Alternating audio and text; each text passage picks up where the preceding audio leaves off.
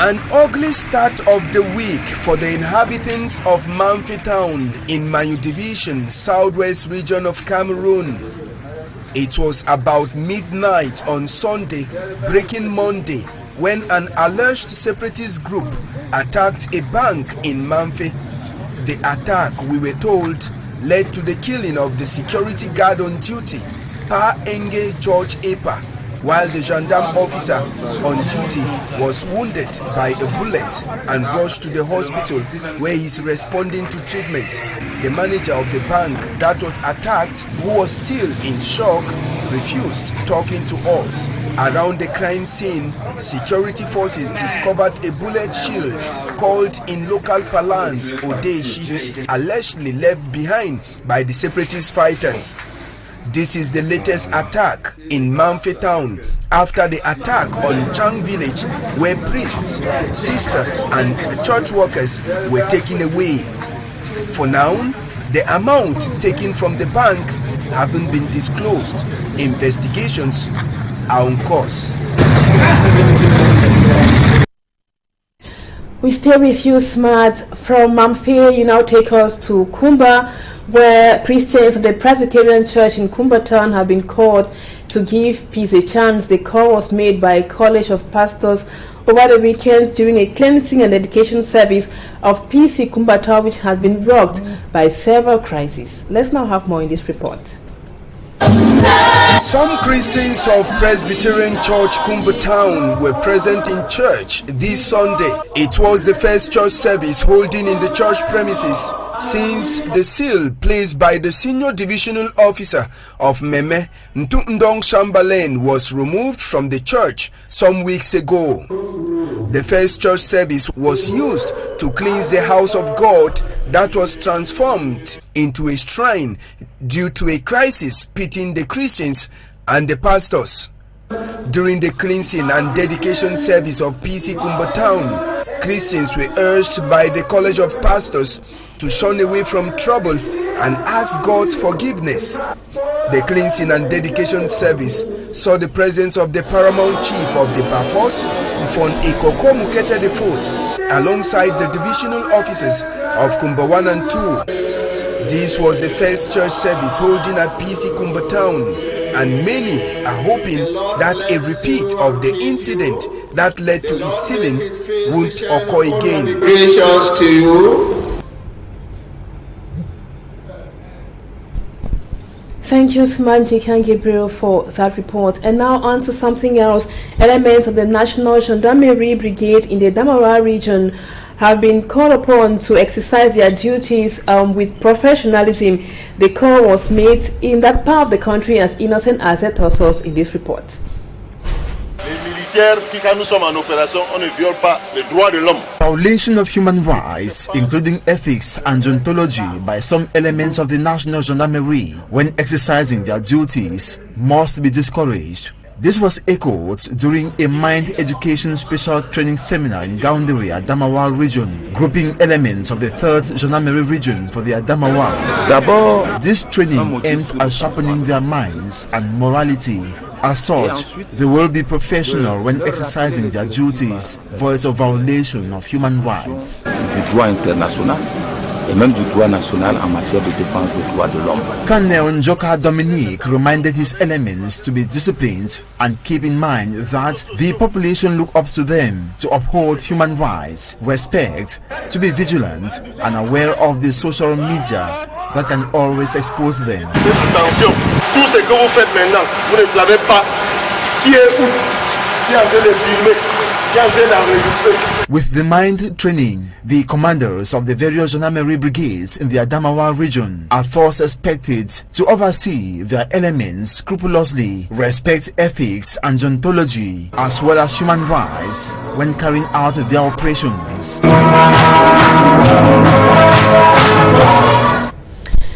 And now we talk health. The rate of suicide in Africa, in Cameroon in particular, is said to be on an increase or on a rise. Why do people decide to take away their own lives in commemoration of the 30th edition of the World Mental Health Day? Our reporter Lucy Essien spoke with health expert, a psychotherapist who attempts an answer to why people decide to commit suicide. Recently, the rate of suicide committed in Cameroon has drastically increased. According to the World Health Organization, about 11 people out of 100 inhabitants commit suicide per year in Cameroon. Medics say there are several reasons why people commit suicide. Professor Jingwe Eroro is a psychopathologist. Situations like failures or any kind of issue where someone might have a dream and that dream fails in accomplishing. Medics also say there are signs and symptoms when someone is about committing suicide. If the person has chosen a more active, explicit, radical, rapid way to stop living, that person might enter a grocery and buy some products he or she is not usually buying at that place. And this person is planning, and if the environment, the family, the friends know about the condition, maybe they can identify it like something novel in his behavior. Professor Jingwe Eroro says suicide prevention is rare but can be reduced. Prevention in the global health system by promoting good education from the primary school, so that people who be educated in identifying and promoting behavior that are compatible with well-being. In commemoration of the 30th edition of the World's Mental Health Day, medics advise people to take good care of their mental health. Means forget about being mentally ill or physically ill. That would lead to generate a state of mind and positive mood that is the better prevention. The World's Mental Health Day had as theme make mental health and well-being a global priority. And now we talk economy. Experts at the Ministry of Finance are meeting in Douala to seek ways of reversing the trend of the declining foreign exchange rate or market in the CEMAC sub-region. They are having talks here in the economic capital with banks, microfinance institutions, and other business persons. Innocent Azza is a man on that beat. Foreign exchange regulations are all the legal and regulatory provisions that govern financial relations of states with other foreign countries. The Ministry of Finance, considering a decline in foreign exchange reserves outside the CEMAC zone, meets with commercial banks, microfinance institutions, and business operators to deliberate on the innovations of the new foreign exchange markets. Since 2019, we had a new foreign exchange regulation that came into force, and the Minister of Finance thought it wise to sensitize the general public on the challenges, on the innovations, on the problems that are facing different stakeholders in the implementation of this regulation. According to the Ministry of Finance, Cameroon's reserve is at 636 billion francs CFA, which is half of what obtained in 2008. Educating stakeholders on the novelty is imperative. You can identify challenges in transfers. Sometimes people had complained about difficulties in carrying out transactions at the international level. We really expect, according to the instructions given by the Minister of Finance, that awareness, people should be aware of these regulations, and they should know what is new compared to the old. The objective as a whole is to increase foreign exchange reserves in order to maintain a good exchange parity, guarantee monetary stability, and economic development. And now we take you out of Cameroon to inform you first from Nemaru, Nigeria, that at least 76 persons have lost their lives after a boat capsized. Most of the victims were women and children who were trying to resettle after their villages were inundated. Let's now have our foreign news roundup with Glory Mala. The installation ceremony of Muhammad Idris Itno as president of the transitional team in the Republic of Chad for a 2-year term this Monday 10 October is attended by high personalities, and among such persons is the President Major General Muhammadu Buhari. This comes at the end of a major national dialogue launched on August 20th between the civilian and the armed opposition and the ruling junta. 16 months after the proclamation of the young general Muhammad Idris as president of the Republic following the death of his father. 2 days to the close of the national dialogue, delegates adopt a number of resolutions to renew the transition of a maximum of 24 months and to keep who becomes the president. And in Nigeria, at least 76 people have been reported dead after a boat accident in southeastern state of Anambra. The boat, which was carrying at least 80 people, capsized. Most of the victims are women and children trying to reach safety after their community have been inundated by floods.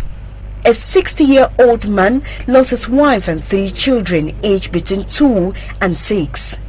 President Muhammadu Buhari offered his condolence to the families and ordered a review of safety measures. At the same time, called on the emergency service to give an account for those missing. In Liberia, the trial of former Liberian rebel Commandant Kuti Kamara opened this Monday 10 October in Paris court. Mr. Kamara, who is on trial under universal jurisdiction, an international law that recognizes that the persecution of certain crimes transcends all borders. He is accused of rape, murder and torture during the first civil war in the 1990s. Landslide in Venezuela, as 52 persons are still missing and at least 25 people killed in the mudslide that occurred over the weekend in the town of Las Tejeras in the northern Venezuela. The torrential rains in recent days have caused the overflow of streams and landslide that have washed away everything. Authorities have set up several shelters for affected families. And just as a follow-up, the Venezuelan president has declared 3 days of national mourning following the floods that killed several persons. And as we heard in the last report, several people are still missing. Let's have more, courtesy the BBC. The downpour caused landslides and flooding, with the city of Las Tejeras bearing the brunt of them south of the capital, Caracas. This town in Venezuela has seen its homes swept away and its people wading through mud, as the biggest river floods in decades have left those who've survived searching for their loved ones. We need help. Please help rescue the people, because we do not know if people are buried. I have a missing brother. We need support. It's not only my pain, it's the pain of all the people who are here. About 1,000 emergency workers are involved in the search and rescue operations as they try to fight their way through the mud and the debris. When the El Pato River burst its banks, it caused massive floods that swept away houses and shops in the city of Las Tejeras, south of the capital of Caracas. The country's officials have been visiting the worst-hit areas. We've had 100 litres of water per square metre, which is the record rainfall for a month in this area.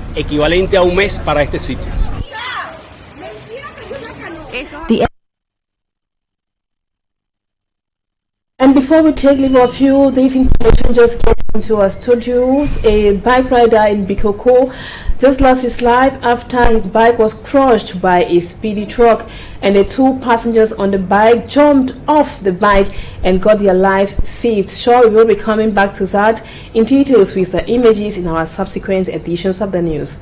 Thank you, viewers, for always being with us. That was it for the news. Thank you so much for watching. Don't go away. Our programs continue as Equinoxe comes up as usual at exactly 7 p.m. Stay with us on Equinoxe Television. Bye-bye for now.